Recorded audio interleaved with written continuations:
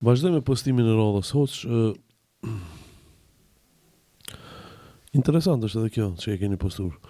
Nëse Zoti i gjithësisë për fjalët e tij që janë më së të vërteta thot, kush don le të beson e kush don le të mohon, kush jam unë dhe ti që mendimet dhe fjalët tona që mund të janë të sakta dhe jo të sakta të janë me imponim. Po, kjo është një raport i Zotit me njerëz që e ka. Për të na mësuar një raport ndërnjerëzor. Allah e tregon raportin e tij me njerëz, se si funksionon Zoti me neve. Jo vetëm me neve si musliman, po me mbar njerëzimin. Për të na treguar neve muslimanëve që jemi bind Zotit, se si duhet jetë raporti jonë ndërnjerëzor. Me ata që janë musliman dhe me ata që janë jo musliman. Me ata që mendojnë njëjtë si ne dhe me ata që mendojnë jo si ne. Me ata që besojnë si na dhe me ata që nuk besojnë si na. Shpesh herë, domethënë kacafitjet, armiqësitë, i kemi deri te ai nivel sa që mendojmë se nëse nuk mendon si une, ti nuk mundesh me qenë shoku jem ose miku jem ose bashkëpunëtori jem. Edhe kjo shpesh herë na ka gulfat në jetën tonë. Thjesht Zoti na mëson që të jemi shumë zemërxhan. Të jemi shumë zemërxhan, të kemi diapazon xhan, domethënë të pranojmë, domethënë mendimin ndryshe, domethënë natyrën ndryshe, të bashkëveprojmë se kush do të jetë i fuqishëm me argumente edhe me fakte pa e imponu njëri tjetrin. Para mendoni pejgamberi sallallahu alaihi wasallam. Domethënë gjatë misionit të tij, gjatë periudhës së tij, duke i thirrë njerëzit në rrugë të Zotit me fakte, me argumente, domethënë ato me mënyrën më të përkryer që ka pas pejgamberi sallallahu alaihi wasallam, me moralin e tij më të lartë. Një ditë pejgamberi sallallahu filloi të brengosët, pse njerëzit nuk i përgjigjen pejgamberit sallallahu alaihi wasallam. Derisa Zoti zbriti ajetin kuranor. Nëse nuk gaboj tash në citim, fa anta tukrihu an-nasa hatta yakunu mu'minin. Nëse nuk gabova në ajet. Po do ta përmend me kështu në gjuhën shqipe. Kështu i thot pejgamberi, Zoti i thot pejgamberit.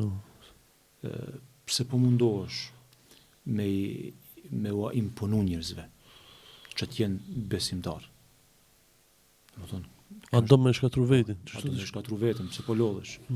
Domethënë, kush të ka obliguar me këtë detyrë? Pse e ngarkon ti vetëm kështu? E ke qartë. Shumë. Ata njerëz, atyre njerëzve, Allahu nuk u ka imponu besimin. Megjithse Zoti ka kriju, megjithse Zoti ju jep gjitha mirësitë, megjithse ata jetojnë, domethënë nën mirësitë e Zotit, duke e shoh Zotin, duke mos besuar Zotin, duke luftuar Zotin, kështu me radhë. E ke qartë. Po megjithatë, Zoti ju jep shans, Zoti ju jep frimarrje, Zoti ju jep mirësi, Zoti u harron mendjen, Zoti kështu, Zoti, domethënë mos ti numërojmë tash krejt. Kështu që Zoti nuk ka imponon, megjithëse është krijues i gjithë njerëzimit. Atëherë unë si njerë që jam njëtë si ti, pse unë e marrë këtë obligim ta imponune mendimin tim. E jemi ashtë vetëm me promovu, edhe në mënyrën më të mirë me promovu, jo vetëm me promovu, si kështu Allah në Kur'an thot, në disa ajete. Obligimi jot është kur e jep këshillën, me dhon këshillën në formën më të mirë. Edhe kur debatosh me dikë, debaton formatin më të mirë, se ti je besimtar, besim i cili është i ndërtuar jo në imponim. Tash, kur të prishën këto perimetra, kur të prishën këto rregulla, atëherë na kemi defekt me veten tonë. Atëherë na jemi të promovu krejtësisht një fe tjetër, jo fen e vërtetë të Kur'anit dhe Sunetit pejgamberit sallallahu alaihi wasallam. Domthonë këtu duhet kemi parasysh na besimtar se si jo vetëm fe, domethënë sigurisht feja për neve është më e madhja, diçka që nuk krahasohet me asgjë. Nëse në fe e Zotit, e kanë ndaluar imponimin. Në fe e Zotit e kanë ndaluar imponimin. Për gjëra të tjera mos flasim. Për gjëra të tjera, A duhet me vnu karikën këtu apo duhet me vnu aty për shembull. Ej, E qartë. ti mundesh me pas tamam, unë mund me pas gabim Po, ose da. tamam. Kështu që duhet me kon, kështu puna e fleksibilitetit është pjesë e fesë. Shumë më e rëndësishme. Ti je fleksibil. Ama në suazat e normales. Jo vetëm ç'ish don ti. E ki pa disa sene na i betonojna, mos i betona. Se do duhet një ditë me prish ata ka me të kushtu shumë. Kështu që rri fleksibil, domethënë duke mos i prish parimet e fesë, se parimi i fesë është fleksibiliteti. Po. Bash. Se përshtatet me natyrën tonë. Edhe realisht njerëzit më të suksesshëm në jetë janë kon ata që nuk janë imponues.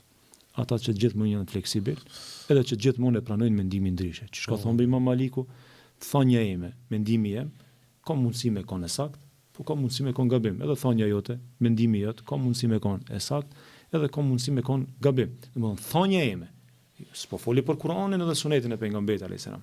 Domethënë thonja ime, atë që unë e kum kuptuar, po. Ka mundësi me kon gabim, ka mundësi me kon e sakt.